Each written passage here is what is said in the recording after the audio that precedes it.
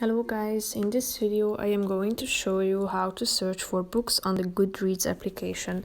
But first I just want to mention, don't forget to subscribe to my channel because at 10,000 subscribers I am going to show you my whole YouTube revenue statistics and growth strategy, how to make money online. So let's jump into it. First of all, open the app on your phone. And now tap on the home icon down below, where you can find several recommended books. But if you go up, you can see that there is a search bar. So click on it and you can search for books by typing in the title of a book, the author, or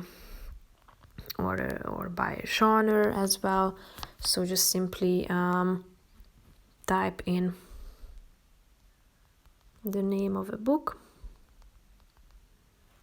click on it, and then you will be able to see all the details such as book details, reviews of that particular book, and also readings that are similar to that